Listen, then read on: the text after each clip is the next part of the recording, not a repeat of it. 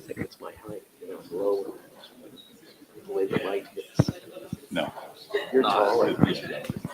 I'm getting used to it. That's Oh, yeah, my 'cause only you've been saving. doing it all. Yeah.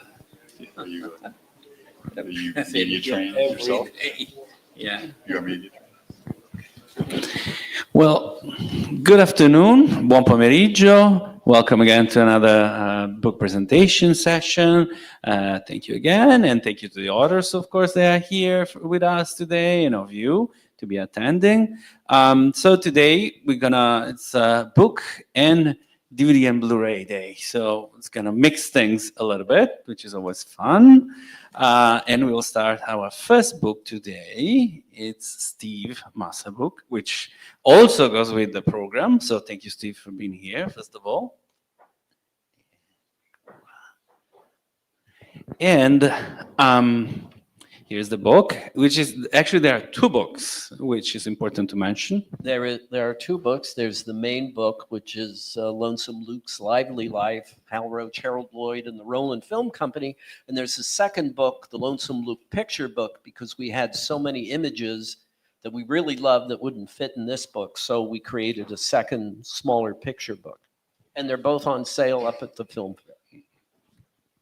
And amongst very interesting things on the book, the first one, or the first two, they could be one against the other almost, is that there is a foreword of Susan Lloyd, but you start the book saying that most likely Harold Lloyd will hate this book.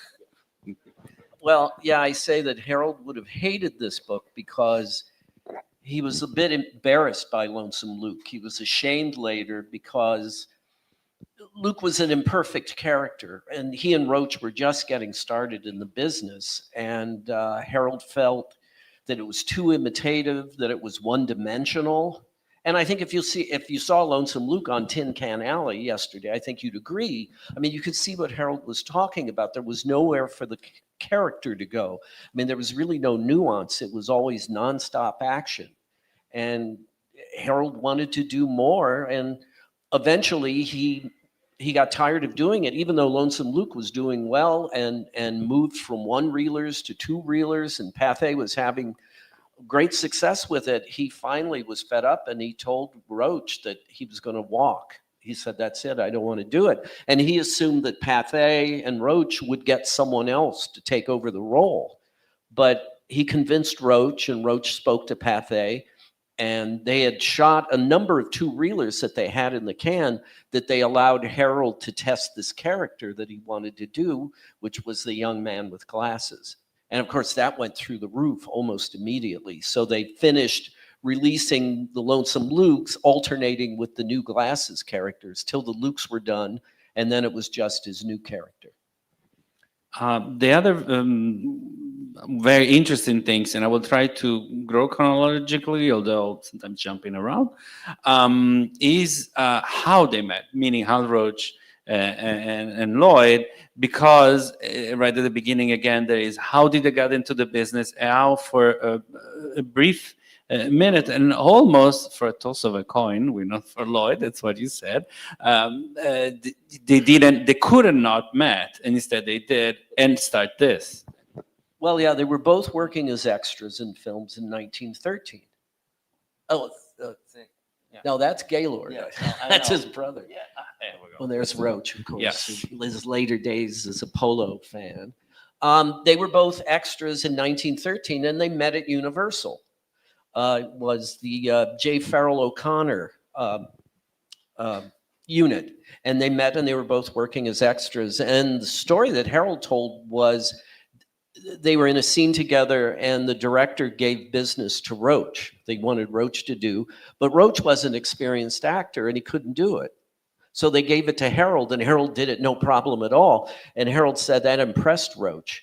So they became friendly, and they worked together at Universal, and then Universal wanted to cut the amount of money they were paying extras. They were paying $5 a day, and they decided that they would only pay them $3. So Hal and Harold decided to boycott Universal, but that means they had to scramble around to different companies. They ended up with the Oz Film Company.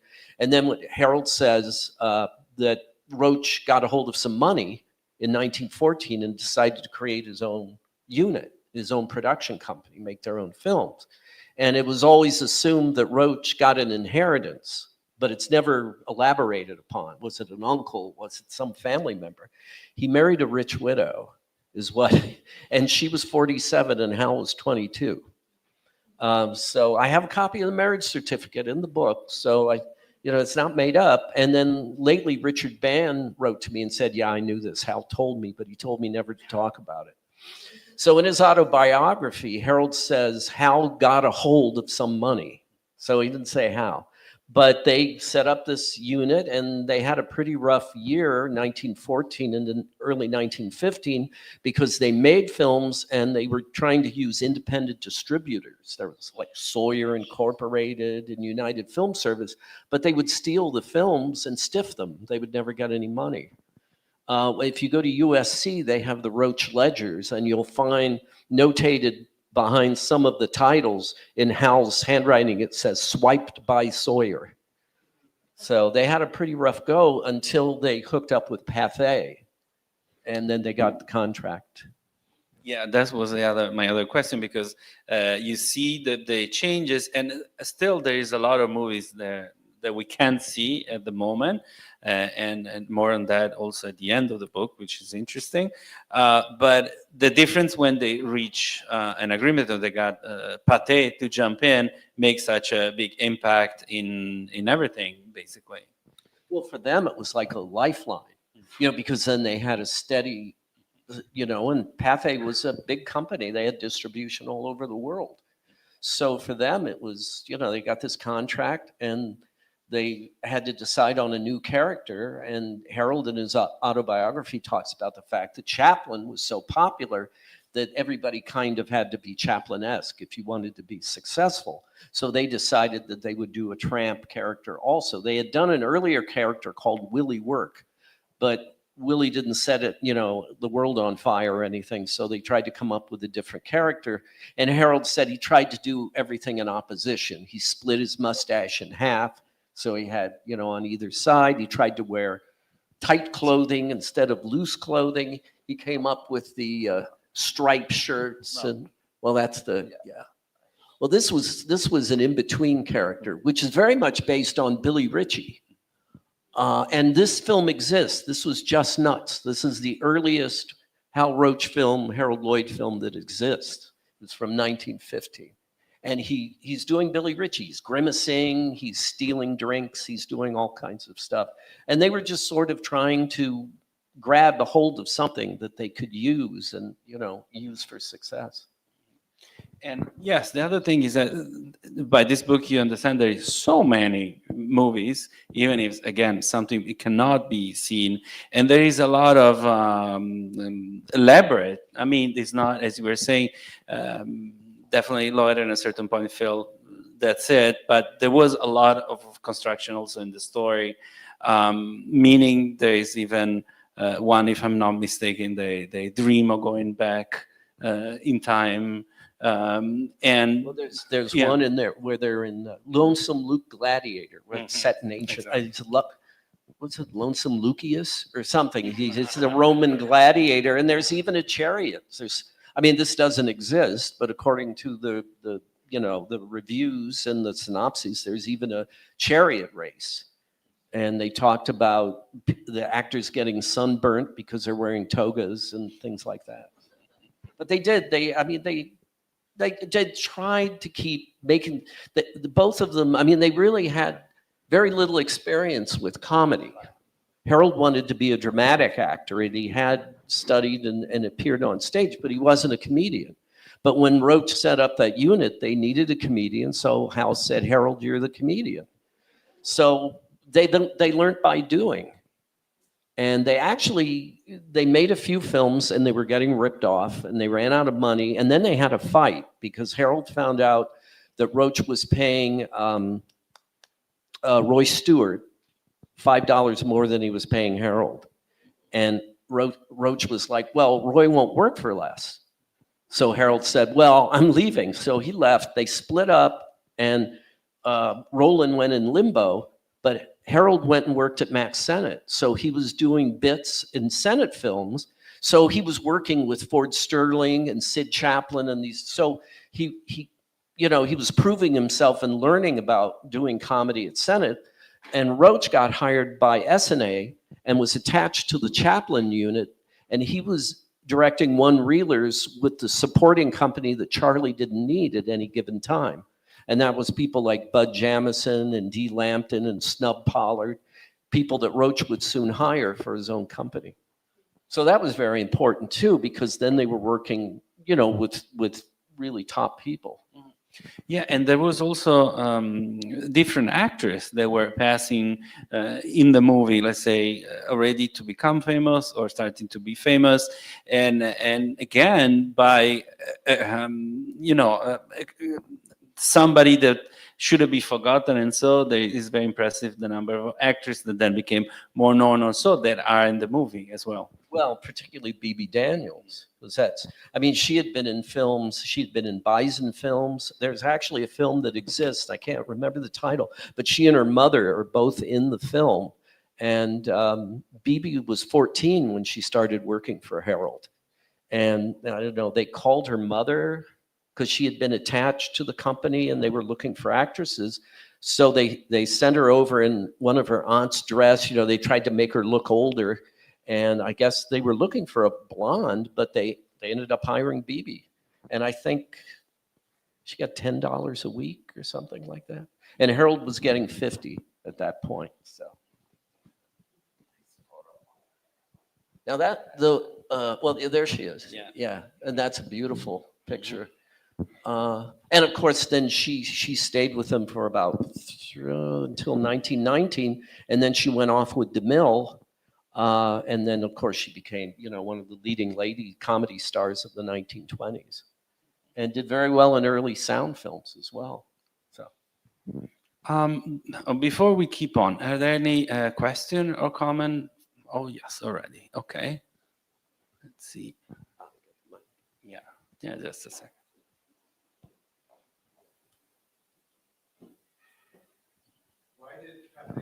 Just a second. We need the mic. Yeah.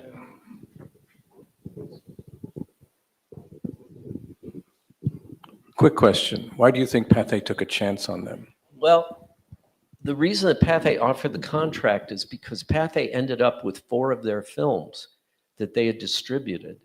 And it's unclear whether it was something that was sold to them by Sawyer without Roach knowing, but there were 4 films that they released. One of them was Just Nuts, and they did well. And Roach saw at one point that one of their films was being shown in a Pathé theater. So he got in touch with Pathé and said, hey, this is our film. We didn't sell this to you. How did you get this? And they said, oh, we wondered who made this. We think it's a good film. So it was those 4 films, and Harold was the lead in all of those films. And so they were interested in having more. And because they were having, they would get films from outside units that Pathé would release. So that's how it started. Are there more question or comment? Yeah, over there.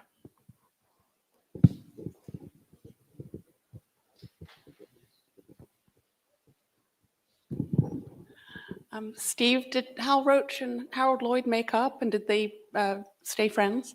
Well, they had that falling out, and they went separately. And then the Pathé contract happened, so they got back together because they had this great opportunity. But then they worked together, but they remained friends, but they would have periodic fallings out because Roach kind of took Harold for granted.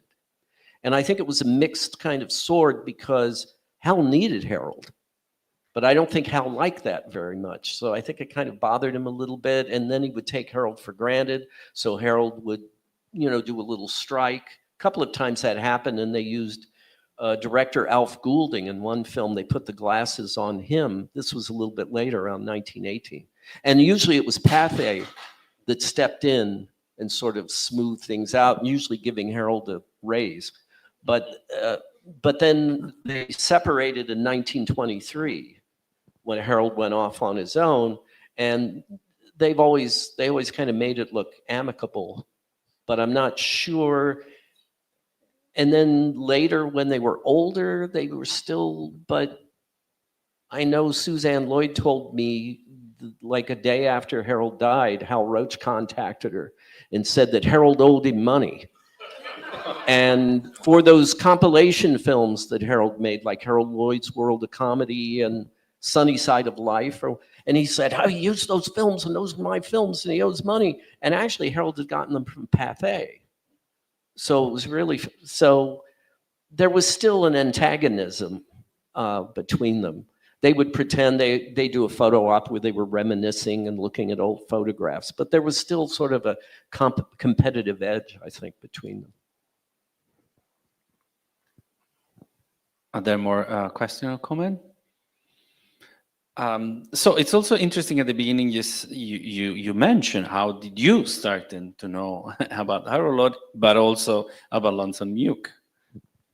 Well, you know, when I was always a movie buff or silent comedy buff, watching Who's the Funny Man and Comedy Capers on television. When I was a kid, they would syndicate, you know, these packages for kids and make them live action cartoons with funny narration and music.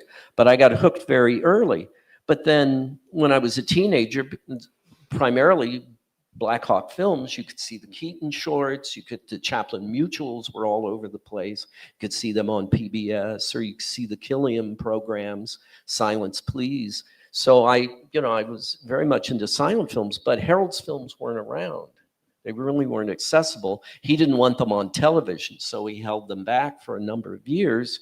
But then after he passed away, they created some television packages, again called Harold Lloyd's World of Comedy. And they would have like clips and snippets from the shorts, and they would be narrated in a very kind of Pete Smith kind of kind of thing. But the film still worked. The gags were great. And that sort of got me started seeing Harold. And then when the features started being released again, of the silent features in the 80s and 90s, I was more than ready to see them.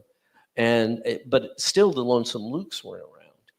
And maybe just there's one Lonesome Luke's movie Muddle is probably the most accessible. You can see it on YouTube. It's also called The Cinema Director sometimes. But there was maybe one or two that you could see. But luckily, I started getting involved in programming at places like MoMA and Library of Congress. So we would program Lonesome Luke films. MoMA has about 5 or 6 in their collection. Library of Congress has a couple. So I was able to start seeing some of them and seeing them at other archives. So that's sort of how, I think out of the 67 Lonesome Lukes that were made, there's about 21 that are known to exist. But they're scattered far and wide in different archives. And Lonesome Luke also survived Harold Lloyd, meaning Harold Lloyd passed along in his career, changed his idea of making cinema, and so there is more than one person who was Lonesome Luke. Yes, well, we had that picture. You know, Hal Roach never wanted to let a good thing go, really. And so Harold had no desire, you know, and he moved on. But in 1921, Hal got the idea that there was probably still more money to be made with Lonesome Luke. So they took Harold's brother, Gaylord Lloyd, and he became Lonesome Luke in 5 shorts. And all of them exist, all 5 exist. And it wasn't a great series. It didn't last more than the 5. And the problem is that Harold had this tremendous charisma, this amazing screen personality. You just want to watch him. And when he developed the glasses character, really focused. And even with Lonesome Luke, as kind of a bum, you still really want to watch Harold. He's so charismatic. But Gaylord didn't have that charisma or that screen presence. And, you know, you couldn't expect him to, but it was really, he performed the gags well enough. But there was really nothing special. And they did 5 entries and that was it. And also, in a way, metaphorically, at least on the newspaper, Lonesome Luke disappeared in a fire because there was this news that was around for a lot of a tragic fire, or allegedly. On the Harold Lloyd estate. I think there was a fire, I think it was around 1943. There was a fire in the vault at the Harold Lloyd estate. And it's always been assumed that all of the Lonesome Lukes were destroyed, you know, of the ones that Harold had. Well, the truth was he didn't have any. His good friend, Richard Simonton Jr., who was one of the teenagers with Rich Carell and Suzanne who helped Harold restore his films in the 50s and 60s, Harold told Richard he didn't have any. So there was nothing in the vaults. He didn't want them. And I always thought that Harold set the fire on purpose to probably get rid of any Lonesome Lukes that he had. But that wasn't the case. He didn't have them. He didn't want them. But there were a couple of Pathé fires. I think there was a big one in 1918, and then there was another one in the early 20s, and it's thought that a lot of the Lonesome Luke material went up there. And the early Glasses one-reelers were always in constant reissue in the early 20s, but they never reissued the Lonesome Lukes. So they still weren't circulating anymore. And also, I think the news was particularly interesting because it said that he almost died in this terrible fire in the That he was vault. pulled out of the vault by his wife, and the firemen were overcome with chlorine fumes and all. And Harold said it was all some publicity person who worked for him. But it's in the New York Times, this huge article about, you know, what a terrible Holocaust it was. But it wasn't, according to Harold. All right. Thank you very much, Steve.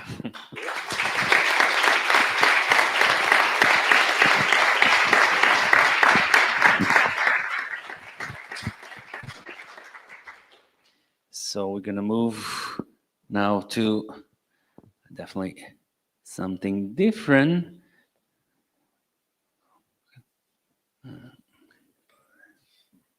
There we go. Yes. So thank you, Richard, for being Let's here. start. Okay, thank Yeah. you.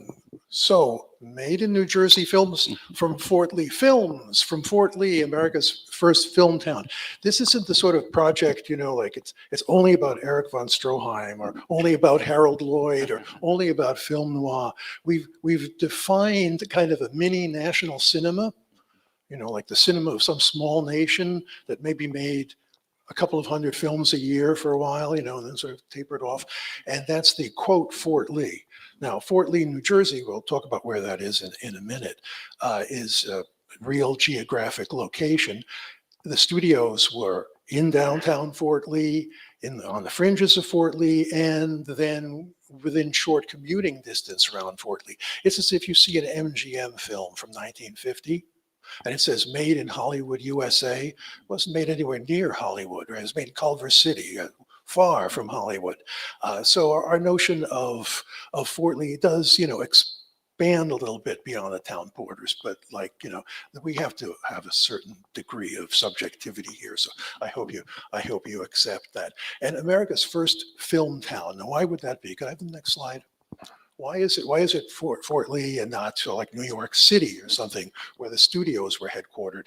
Well, those studios were in the downtown entertainment district, and maybe you could put a studio inside some loft space or up on the roof, but you needed a little more. You needed a little more space. It was very difficult to film, say, on the streets of New York. Now, if you saw, I think yesterday, Romance of a Jewess, and Griffith has a shot where they're walking actually on a real street. And you can see he has no ability to control the crowds on the street. Stuff is just happening. He just wants the chaos and the crowdedness of that sequence. If he's going to film a dramatic episode that just for his purposes, he ain't going to film it on that street because he has no way of controlling it. Also, it's very difficult to get the light down there because the streets were narrow and so on. So they have to make a shooting ground for themselves somewhere. So they could go to the east, they might go to the north or the south. The south is the Atlantic Ocean, so they can't really go there. Here on this map, you see Island of Manhattan in the middle and Central Park. And all the way on the top there is Fort Lee. as Fort Lee. And Fort Lee, you could just about see this line under the word fort is the George Washington Bridge. And if you go there today, the George Washington Bridge takes you to Fort Lee. Before 1931, you didn't have any bridge. You didn't have really vehicular tunnels. So if you wanted to get to Fort Lee, it was a little bit of a problem. You had to take the ferry across the Hudson River, and then you would go up the Palisades to where you might want to go. Now, these Palisades, if you notice on the top there, it's a green area, and it's green unlike the slightly southern portion of New Jersey or most of Brooklyn because it's undeveloped. There's nothing up there. And there's nothing up there because it was hard to get to. It was on the top of these cliffs. Indeed, that's why George Washington put the fort there during the Revolution, because he knew that the British would not be able to climb up these cliffs to attack the American fort. So all they did was they just sailed up the river to where it was easy to cross, and then they moved down and chased him out. But the Fort Lee area itself was still nicely protected. So by the 20th century, it's like frozen in aspic. Most of it looks like Stagecoachville from the Civil War era. There are not many big buildings there. There are a few. There's a lot of farmhouses, a lot of open space, and the place is being visited by day trippers. So if you had a day or a weekend, maybe a weekend or 2 days, instead of going out, to Fire Island or someplace out in that direction, you could go to Fort Lee, where there were the equivalent of what we would call, B&Bs. Somebody would rent you a horse. You could go horseback riding into the hills. You could play along the river. There were mountains and waterfalls. So it was an amusing place, but it wasn't too developed industrially. And the locals were used to tourists coming in and saying, rent me some horses, or, what's a cool place to go for a picnic or something like that, right? If you went to other nice areas of New Jersey, they didn't want those people there. They weren't used to seeing them when filmmakers would ask those questions. So they were just waiting for They were waiting for filmmakers to come. Can I have the next slide? So here's the inside of the Biograph Studio, 11 East 14th Street. You've been seeing some of this stuff in the wonderful Film Preservation Society restorations. And you see how big the playing area is here in the brownstone 14th Street studio. It ain't very big. It's like the size of this stage, right? So there are certain things that you can do very effectively on that stage, but it is pretty limited. Now, this is a sophisticated studio because it has lots of artificial lighting, very unusual for 1908, 1909. Can I have the next slide? But you want to get out. You want to get out of that building. Vitagraph had a big glass studio out in Brooklyn, so they could basically live in their glass studio very comfortably. Griffith couldn't live in that studio, so he says, "Court of Life. Okay, we did the interiors. Let's find some place for these exteriors." And Fort Lee is this good place to go to because there are trolley lines. They had just opened Palisades Amusement Park. So that's what you call a trolley park in the United States. So basically, they built the park at the end of the trolley line so that people would have some place to go to on weekends, So it was now servicing this area and making it accessible for filmmakers. So this is the Revolutionary War monument that actually was dedicated in 1908, so it's very new. So in the Court of Life, he says, that's a cool monument. Let's use it in the film. And you see the monument here in a recent piece of photography. The monument is still there. Everything else around it has changed. But I want you to notice one thing, and someone was asking me about this yesterday. You notice on the right, they're flying the French flag. Now, they're flying the French flag because this is the Revolutionary War monument, and they're celebrating the assistance of the French people during the war. But it also allows you to flash forward to the French contribution to Fort Lee's second important moment in history, which is its period in the movie business. Could we have the next slide?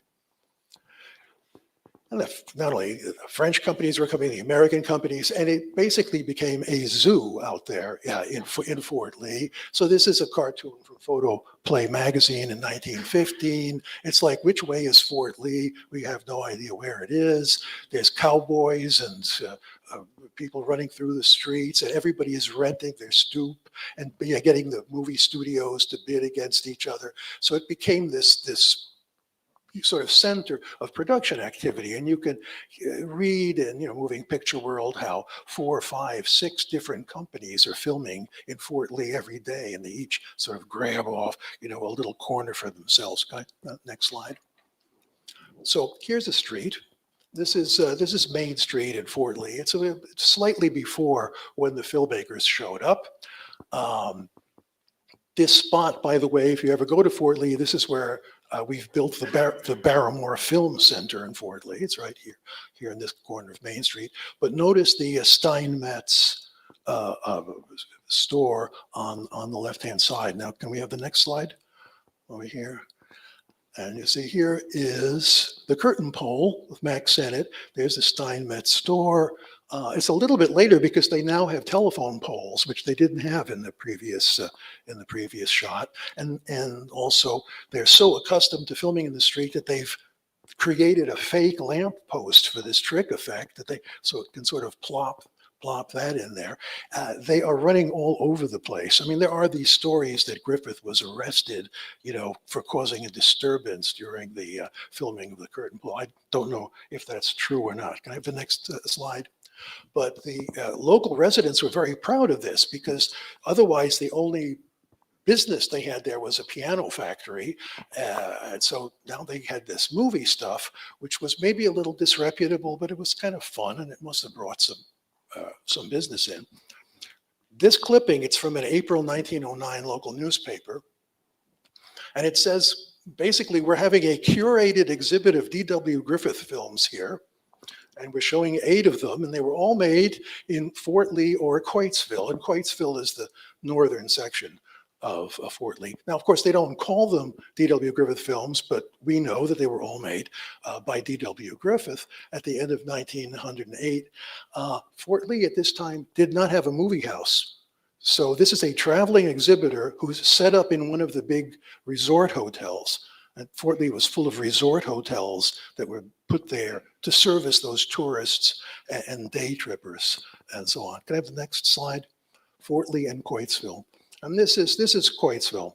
I showed you the scene from the curtain pole. That's downtown Main Street, Fort Lee, where they had sort of real buildings that could pass as any kind of a modern area. This is Rambo's Hotel, which is in Coatesville at the northern end. And this building actually does exist. It's one of the few. Rambo's Hotel, we saw yesterday, if you looked at the Gorilla of D.W. Griffith, there's a shot where the Union officer has a table for some weird reason set up on this deck in front of the building. And he says, here's take these, reports and go and do this. Every memoir, Linda Arvidsson's memoir, Lionel Barrymore, Lillian Gish, they say, oh, we made hundreds of movies shot at Rambo's. First one I ever saw was The Grocery Clerk's Romance, the Mack Sennett film. And since then, we found 2, 3, or 4 other ones. It's Griffith who didn't want to use it. These other filmmakers, Pathé would use it, even Vitagraph would use it. And in this Blu-ray set, which really, it's like an anthology. It's like an edited anthology. I said, well, I can have this studio and that studio was important and these guys were typical, and also something that's characteristic of the area. And what's characteristic of the area is using this building. So there's a whole little subset on there in which we show different kinds of movies, comedies, westerns, or Civil War movies that were shot, by these location filmmakers. Go ahead, the next slide. Now, again, shooting at Rambo's, they would take the trolley, they'd get off the trolley, they'd walk about 3 or 4 blocks to Rambo's, and they'd crash there. They'd use the upstairs as a dressing room, and they'd eat breakfast and so on. And then they'd go back to New York. It's not until 1911 that studios start to be built there, and the first studio is built by Eclair. The first studio in downtown Fort Lee is built by Eclair. You see it here. It's a typical greenhouse studio. It was later taken over by Fox, and Fox used it for a while. And this is one of Lucien Andrio's photos. A lot of the documentation of this studio comes from the albums of the cameraman, Lucien Andrio. And what the French were trying to do is circumvent the tariffs that were put up by basically at the instigation of the American film companies to keep European films out. So if all you had to do was import one negative, print it here, that was economically better than sending 20 prints of the same film over. So this building is basically a laboratory, and they also have a greenhouse studio. Go to the next slide. And in the greenhouse studio, they said, but our films, they can't look like French films. They can't have all these people with these strange mustaches and things like that. Because there's pushback in the trade press against those aspects of French filmmaking. But on the other hand, the technical quality is so good. So you import Etienne Arnaud, the director, who makes Robin Hood in 1912, cameramen like René Guissard, Ben Carré, the scenic designer. So it's this French talent, and they even had a standing, a permanent translator on staff, who would translate between the technicians and these Anglo-speaking people that they had hired, to work at their studio. And this print, I show you a little piece of the fragment here, because this came from the collection of the famous Al Detlef. And you may remember Al Detlef actually was here at Pordenone some years ago, and he had Frankenstein, but he also had the only print of the Eclair Robin Hood, which he gave to Fort Lee. He said, "Oh, I like you guys, so I'm giving you this," the scraps of it. By then it was mainly a couple of nitrate scraps and some a 16 millimeter Duke Neg that he had made. And that's one of the films that we have on here. And I'm including this again. This is like the French view. This is a map that Emile Cole made. Emile Cole was sent to Fort Lee by Eclair, and he made animated cartoons in Fort Lee. Then he went back to France, and somebody sent him this map in the late 20s. It says, "This is where we're going to build this unnamed George Washington Bridge." Things are changing. So he writes down places that he knew. The Solac studio, he knows where the Eclair studio, he knows where Francis Dublier's house, which used to be Alice Blanchet's house. But there are other places that he didn't work that simply aren't included on here. And so he thinks of it that way. And he doesn't include his own house, which actually would have been right under the bridge approaches, because that's what happened to Emile Cole's house right now. Could I have the next slide? So anyway, so we have Eclair and various other studios that we try to represent, including Calum. And in 2004, I programmed the series here about Fort Lee, and we showed The Vampire by Robert Vignola, which is owned by the George Eastman Museum. And I've been waiting and waiting and waiting for 20 years for somebody to put this wonderful film out, and nobody put it out. So we took the advantage of putting it out. It has wonderful score on that by Philip Carley. And this, of course, is the prototype vampire film, the year before Theta Bara. And it's an extremely interesting example of Vignola's work. Another slide. The bulk of these films, but when you think of Fort Lee, the bulk of them are from the Nickelodeon period, 1908 on. But from 1915, they're making features. And what feature should we put on? Like all the Maurice Tourneur features from this period, I believe they're available. But we found this Goldwyn film from 1920, Madge Kennedy in the Danger Game, and first year and a half, all Goldwyn films were shot in Fort Lee before he moved to the West Coast. So this is another rarity. The next slide. Now, by the late silent period, this activity is pretty much shut down. And in the early 30s, there's some resurgence of activity for independent producers. They put in like sort of simple grade B level sound equipment. But basically the stuff is all aging out and deteriorating. So there's this wonderful film by Theodore Huff, who's like a first generation film historian. And Theodore Huff was a local resident. He lived in Englewood, New Jersey, which is the next town.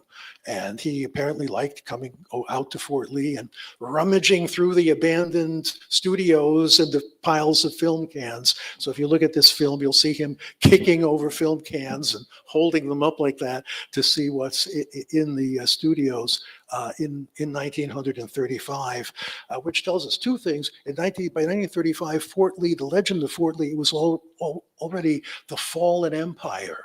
You know, it's Ozymandias, you know, the buildings are all glass destruction, World War II, you know, bomb sites.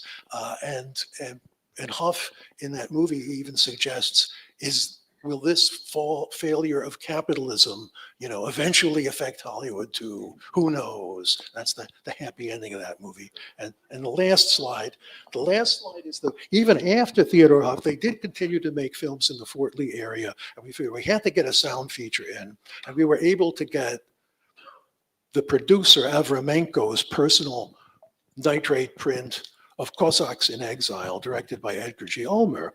And yeah, you can find a beaten up copy of this, but Avramenko's print has hand-colored fire sequences. Now, in a 1939 film, hand-colored sequences, you know, how could you resist putting that in? So I would recommend that you look at this, even if you don't like silent films. There's a wonderful Edgar G. Ulmer movie with hand-colored Ukrainian fire sequences in this delicious opera.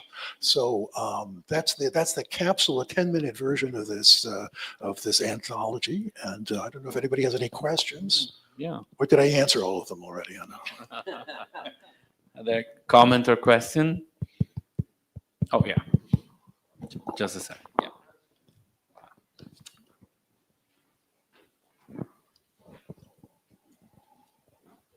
At some point in the set, you say that the Danger Game was the only surviving Madge Kennedy film, and I was wondering if that's still true, or if there's. We got this from Valencia, from the film archive in Valencia, and at one point I saw on their list they had a second one, but I've never been able to get them to return my emails in the last 15 years. So I don't know. Maybe it's still there. So Well, there may be two, but I don't know of any of them outside of that archive. That's too bad. I liked her in that, and I would see more. Yes, it's a remarkable performance. It's very modern. She plays this modern woman, you know, and she wants to write the great American novel, and her parents tell her, "Oh, okay, you know, we're wealthy bourgeois. You don't need to do that." So she winds up having all this kind of series of sort of faked up adventures to introduce her to the reality of this exciting life she wants to write about. And while this film was being made, that this is the time that the Equal Rights Amendment was being debated in Congress. And they kept going back and forth, and they turned it down, and then they voted again. And so this was like this real thing, you know, about what's going to happen. Not the Equal Rights Amendment, the voting amendment in 1920. So it has that in the back of its mind, the story. Quite interesting. Yes. Over here. And quick. Ah. So the obituary for Fort Lee was being written in 1935 with the film, but Cossacks in Exile was produced there in 1939. What was it like in 1939, and when did film production finally end in Fort Lee? Well, even though, and again, Fort Lee, I'm talking about Greater Fort Lee, you know, which includes the area just a little bit to the south, where there was the Lincoln Studio and the Calum Studio, Ideal Studio. Some of these small studios continued to make race movies into the 30s and even into the mid 1940s. There are still race movies being made in Fort Lee in 1945, 46, which are in fact the first feature-length films made in New York City after the Second World War, which had been a very quiet period. And a lot of news in 1947. These studios are going to be reopened, and people are putting money into them. And then basically nothing happens. Whatever investment was made turns into using them for storage area, storage for costumes or sets for the Schubert theatrical interests or something. So they don't really shoot anything other than an occasional visit, visiting filmmaker. Another one, yes. Un'altra qui.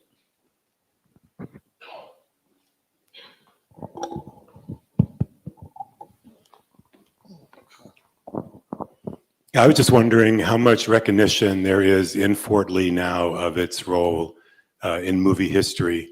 And then my stupid question is, as I was a kid growing up in the Midwest, the only time I heard of Fort Lee was Rosanna, Dana.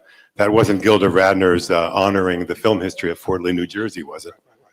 Well, Fort Lee was very interesting, written out of American film history, first at the instigation of Hollywood publicity. It was Hollywood is the mecca. Everything is made in Hollywood. Even when 20% of American movies were still being made in New York or New Jersey, they drilled into people's heads that American movies equal Hollywood movies. And in Fort Lee, they see all these abandoned buildings. It was like this horrible scar, this industrial this slum in the middle of their town. So they weren't thinking too much about it, but there were certain people. There was a man named Tom Hanlon who wrote about stuff. Theodore Huff began writing. He starts publishing in Films in Review in the early 1950s. An article about Fort Lee. He passed away shortly after that. And right now, if you go out there, you'll see the Barrymore Film Center, which is this Hugh Hardy theater and exhibition space that just opened 3 years ago. Does a lot of screenings, not so many exhibits as we used to do. There's a Walk of Fame, on the Main Street sidewalk, and right on that street that I showed you the picture of. And even in the 1970s, they would have, old timers go around and lecture the kids in the grade schools about, yes, me and your grandparents, we worked in the labs for D.W. Griffith, that kind of it. So they do know it, but time passes and generations turn over. So it's almost, you still have to remind people that this happened, this did happen here, but yeah, they are aware of it. That was just a coincidence, But there were other, basically Fort Lee is three things. One, it's the role it had in the American Revolution, which I don't want to go into.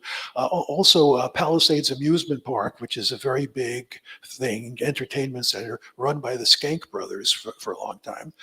The movie business, and the George Washington Bridge, which is the most heavily trafficked bridge in the world. So that's those are sort of 4 points of interest. And the local historical society would rotate their exhibits among those 4 subjects always. Is there a last question or comment? Very quickly. Well, I do have one, just brief. In the set, there is also the Robin Hood, which you were mentioning before coming from that left. And also, for you, the one of you that doesn't know, is the first movie about Robin Hood, which we keep trace of, right? The earliest. So there's one made before, but this is the earliest one. There had been an operetta, a Robin Hood operetta that was popular in New York in a few years before that. "Oh, Promise Me" was the great aria, or whatever you call that, in an operetta. And so Etienne Arnaud apparently just scribbled this idea on the back of a paper bag, and they're out there filming this movie. And I wanted to show you those frame enlargements, because one of the things Eclair was best known for was their tinting, the quality of their lab work. They were very proud of this. And every once in a while, they'd plant stories in the trade papers about some new technology of coloring that they were putting into their film. So they were trying to sell the movies on that. All right. Thank you very much, Richard.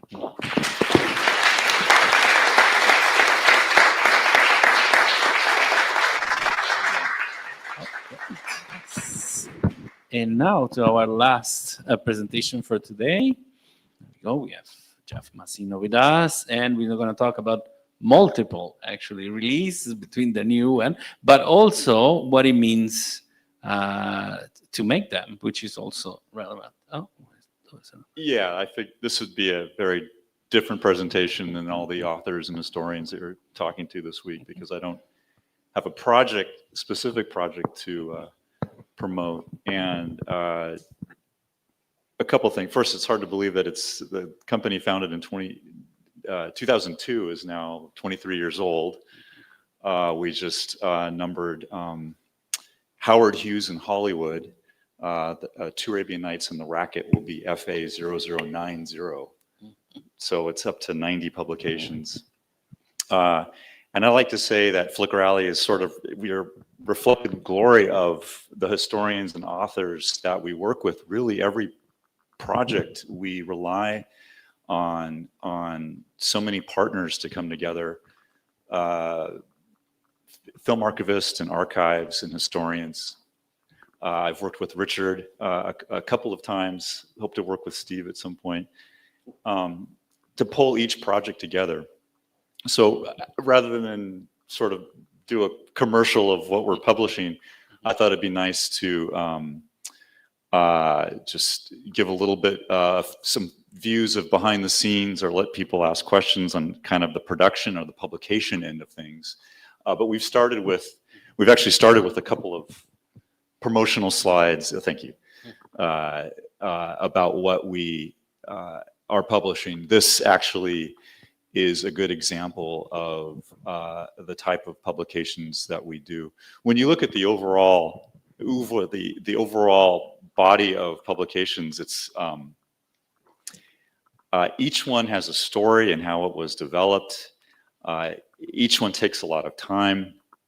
This slide here that shows, first we did Laurel or Hardy, working with the Library of Congress and Rob Stone and other historians. And then we got the opportunity to do year one, 1927, and what we called year two, 1928. And then the last is year three, which is coming out in November, timed with another company. Kit Parker Productions is doing another Laurel and Hardy publication in the States.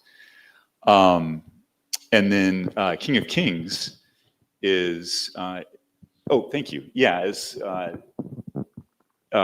something that we published earlier this year. Again, that is a publication that was done several years ago. It was already published in Europe, in France. We were waiting for a time to sort of slot it in. And that's done very well for us. That was an interesting publication in terms of how it was brought together. It was my former publication partner, David Shepard's last project that he worked on with my colleague, Serge Bromberg. So it was an honor to finally publish that edition, both editions, the Roadshow edition and then the sound re-release version. And I can talk about budgeting and how much things cost. We've been looking for a more economical way to get certain projects out there. We were doing publication on demand, manufactured on demand, MOD, and we worked with a company that a lot of people work with, Allied Vaughan, and they've been great they have been a great partner, but we really wanted to have more control of the branding and try to bring the costs down and keep the branding up, keep the branding consistent, and get more for the dollar in terms of the return. So we started the next slide is a Flickr Fusion line, which is our budget line, a different type of case, a smaller book, a case that's more easily available, that's more cost effective, usually just a single disc. And it's also allowed us to take advantage of what's being done in home video publishing. It's not just the publication anymore with these niche publishers. They're also doing reversible cover art and special slipcases with with embossing on them. And so we've done that with this line. So you can see some samples of some of the slip covers that we've done. And those are all the slides that I brought in terms of promoting each project. Please go ahead. Yeah, but no, it's as you were mentioning at the beginning, it's very important because, and at least I do say it in my classes, but I think we can all agree, as Steve was saying and Richard was saying, that yes, it's beautiful to come here in Pordenone. We're very glad that you're all coming and watch movies. But then what happens if I can't come, or if I want to watch it again? Then it's a real challenge. And most of my students are very surprised when they say, oh, it's not everything available. I said, no, absolutely not. And it takes a longer time, and it's very complicated to have release and have it clear. So it is definitely fundamental to have taken care of this, and the way you were saying also to have it accessible, even in keeping high the quality, but a little bit accessible. I'm thinking again of my students. I have to do a shout out to people that have helped us through the years. First, Turner Entertainment Networks, Turner Classic Movies, in particular, Charlie Tabish there. We met years ago. He's been a huge supporter of us. He's supported other small publishers in the States as well, and other people that do this work. The Film Noir Foundation has been a great partner to work with. More recently, the San Francisco Film Preserve, and then the Sunrise Foundation for Education in the Arts has been a great partner, working with the Villa Aurora Thomas Mann House as a fiscal sponsor, and so that's an exciting partnership that we're currently doing, that has helped us with He Who Gets Slapped and Champagne and Caviar. I think you have some samples there. So if people would like to see behind the scenes, Yes. please, I guess you could show the next slide. This is our office. It is a mess. And I quickly was like, I need some photos of my colleagues that do the incredible encoding and authoring work, and our designer, and just the replication facility. And it was a challenge getting people to give me photos before traveling here. So I took this like 2 nights before I came here. That's my part of my team in the back.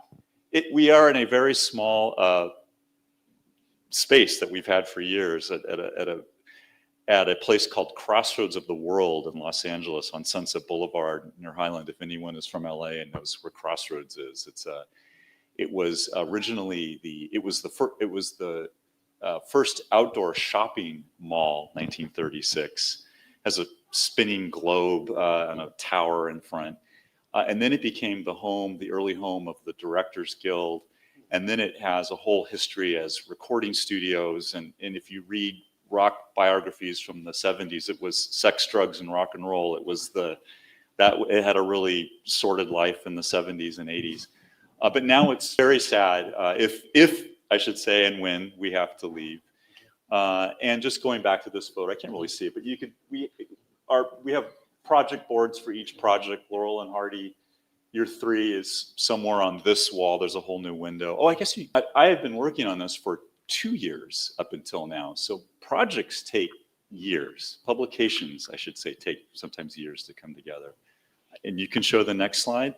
My designer, Brian Peterson, didn't want to be on camera, but this is a project we're doing with the San Francisco Film Preserve. We're doing a Focus On series, focus on Louise Brooks, focus on Clara Bow. Looks like it's cut off there.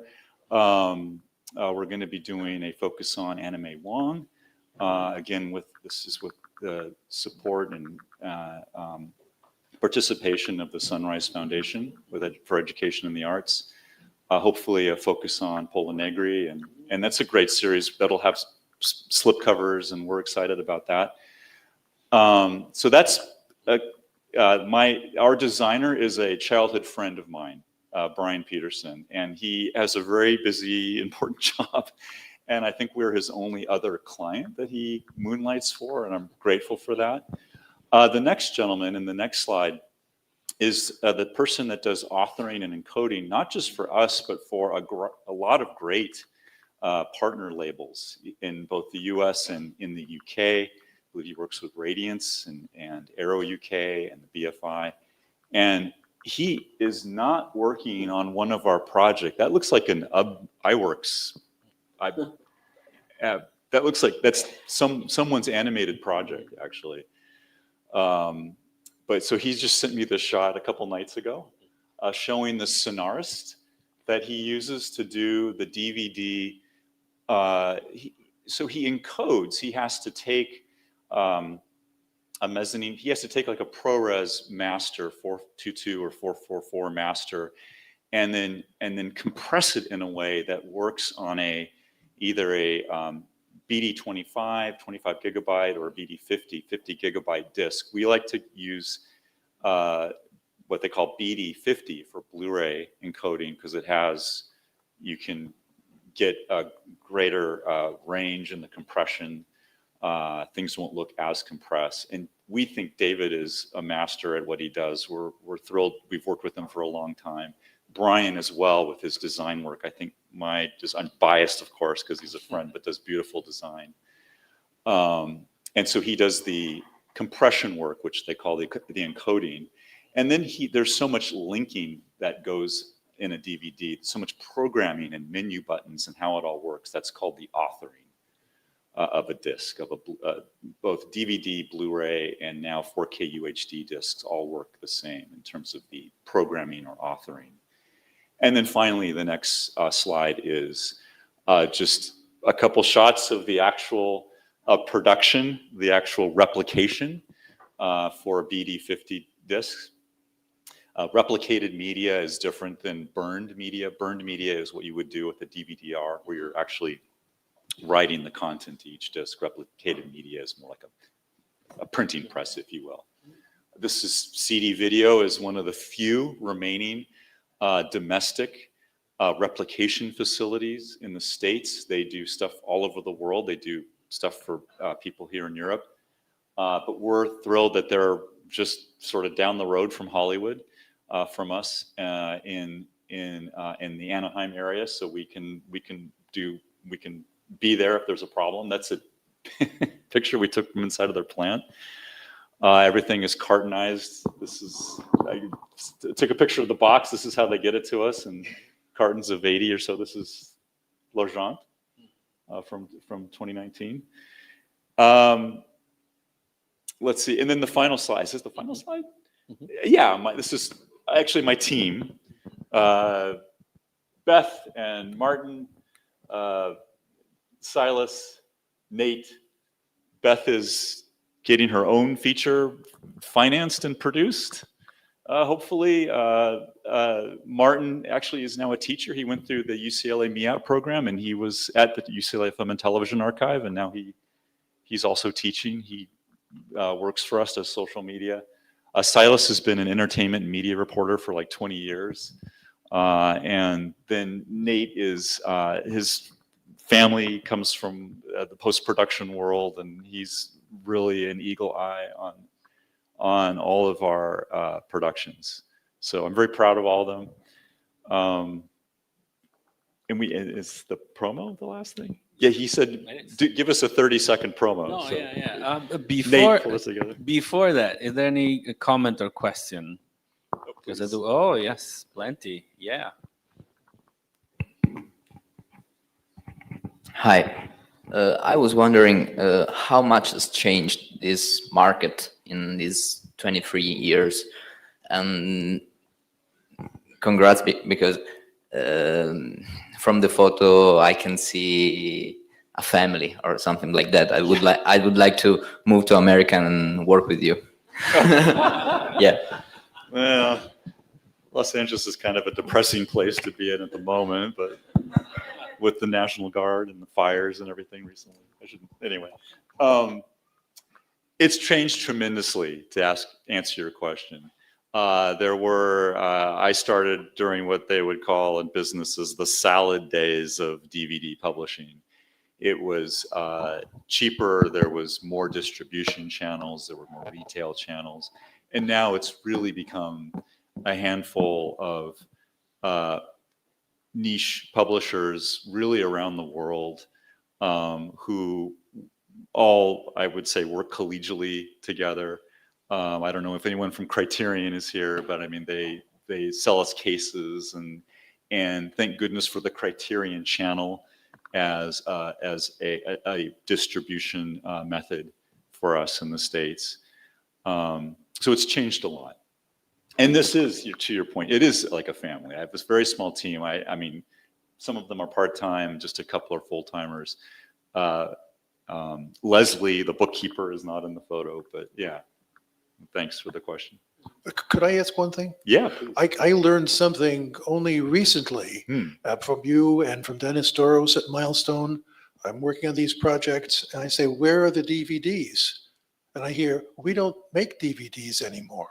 And they gave me an explanation. You gave me could you repeat this I'm for these wondering his people? Because I just spoke to somebody, you know, in the Verdi, and they said, what? I'm going to have to buy a Blu-ray player to play the vampire? I said, yes. That's a big issue here in Italy because a lot of people only want DVD in Italy. Say, why am I buying Blu-ray? And say, because if you go outside Italy, there's a lot of Blu-ray, way more. There's a couple answers to that. One is just it does not pay to manufacture a DVD in the U.S. There's no longer a salad days of DVD. The market is contracted to the point where there are just a few handful of publishers, and the cinephile film lovers that want to own things on home media, they want the best quality. And now it's not DVD, it's Blu-ray disc, but now it's actually 4K UHD. So there's just not the market that there once was for DVD. And then I would add another answer to that is that DVD is a very easy piracy target, and we do an obfuscation programming for the Blu-ray disc that it tries to help a little bit with the anti-piracy that you can control better with Blu-ray disc, not DVD. Was that Dennis's answer? Yeah. No, I said I like that word, obfuscation. Yeah. I just mispronounced. Well, you know, I'm part of Undercrank Productions. Yes. Yes. So we're still doing, we're doing both. Not But to we're moving denigrate more, DVD. no, we're moving more to Blu-ray. But we offer, you know, we fund everything that we do on Kickstarter. So we say, what do you want, DVD or Blu-ray? We offer both. And there's still a lot of people that want the DVDs. So we make those, but it's moving to Blu-ray. Yeah, you can argue with the point I made about the market for that reason. And there are different business models on how funding is done. We, in addition to project partners that I mentioned that I'm really grateful to work with, Kickstarter, crowdsourced fundraising is a viable way to do that. And actually, I'm excited to be hopefully embarking on one soon for an upcoming project. It's worked very well for us. You know, we're working on this Arbuckle set. We raised $37,000 on That's Kickstarter. amazing. Yeah, And we were astounded. So it can work very well. And that's due to smart marketing. You have to really pitch it well. And it sounds like you did. Yeah. I think there was a last question over there. Yes. Oh, yeah, sorry, I have two questions. I managed to pick up a copy of your release of Foolish Wives from the Filmfair, so I'm very excited to watch that. And I want to know how that project came together. And I also saw that I'm very much looking forward to the Clara Bow release because of the inclusion of her film that she shot with Gregory LaCava. And I'm so curious about that short. I haven't managed to see it yet, and I was wondering if your team managed to find anything more about the Pill Pounder, because I'm fascinated by it. Oh. Yeah, thank you. That one, so I really should, these are projects that are, the Foolish Wives was done with the San Francisco Silent Film Festival. The Pill Pounder is more recent. It's done with the San Francisco Film Preserve, which peeled off from the film festival to just do restoration and publication projects. And they were really responsible. Again, it's Reflected Glory. They were the ones that worked with the Foolish Wives involved the Museum of Modern Art, and it was a project that the San Francisco Silent Film Festival at the time spearheaded with MoMA. And Richard, you were involved with us in publishing that. We get in after the fact to sort of bring it to market. And more recently with the Pill Pounder and the San Francisco Film Preserve, that was found like in Nebraska at a flea market. Yeah, in sometime in 2023, I believe. So that's an amazing story. All right. I think that's it. Yes, we said a lot. Thank you very much, Yeah, Jeff. thank you. Thank you to all the authors.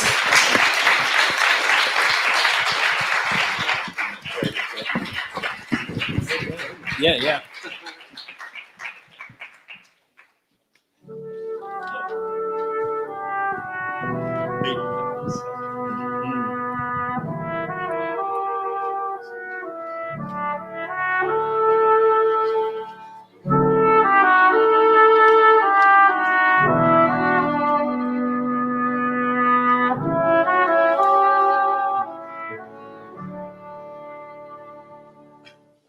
We need 30 seconds.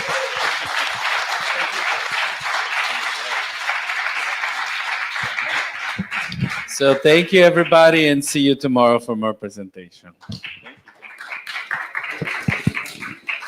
Thank you all for coming. The evening continues at Biblioteca Civica, where you can find the wine tasting if you'd like to attend. Thank you again. Earmarked for other people. Steve, did you figure out where that restaurant is?